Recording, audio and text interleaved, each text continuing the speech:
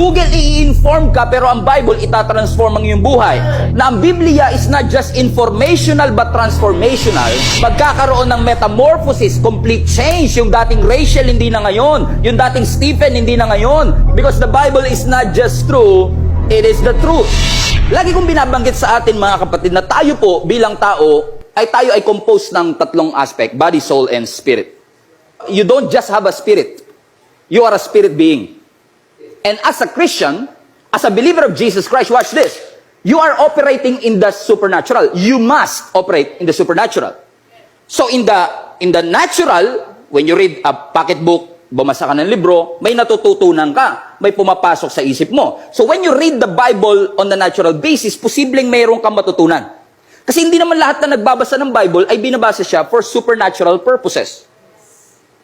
So, but tayo, na believer ni Jesus Christ, every time we read the Word of God, since we are a spirit being, and since we believe that Jesus is the central character of the Scripture, that everything about Genesis hanggang Revelation is all about Jesus, when we read the Word of God, when we meditate on, everybody say meditate.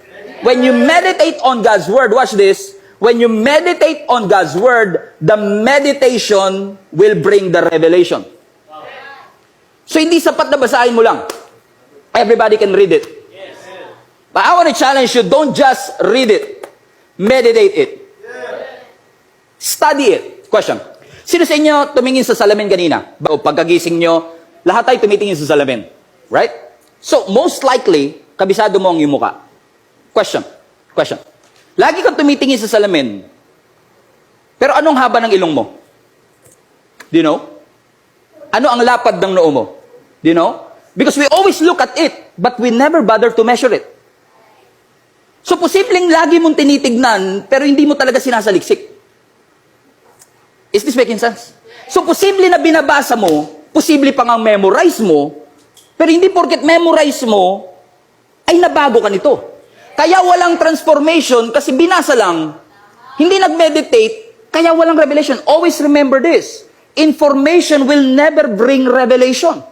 Hindi porket informed ka, meron ng revealed knowledge ang Panginoon sa bawat isa sa atin. Kaya nga, di ba sa Bible ang sinasabi sa atin, don't just look to Jesus, behold His beauty. Iba kasi yung tumingin ka sa nakatitig ka. And by the way, revelation is not information, revelation is not inspiration, revelation is God talking to you. God communicating to you. Naranasan nyo na bang nagbabasa kayo ng Bible and it seems like ang dami-daming verses na binasa mo, but there is just one verse that stood out to you. Parang tumalon siya sa verse. Is it as if God communicated to you? You know why? Ang sabi ng Hebrews 4, because the Word of God is alive. Hebrews 4:12, the Word of God is alive and active. Hindi siya dead and passive. Right?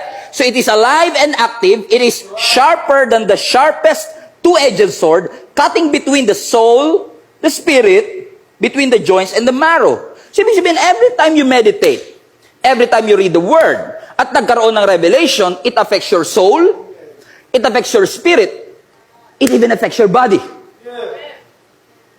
Basta parang soul and spirit lang yun nandyan. O nga naman, no? It is sharper than the two-edged sword, cutting between soul and spirit. Nasaan yung body? You know, joints and marrow. There you have it. The Bible is beneficial in all areas of your life.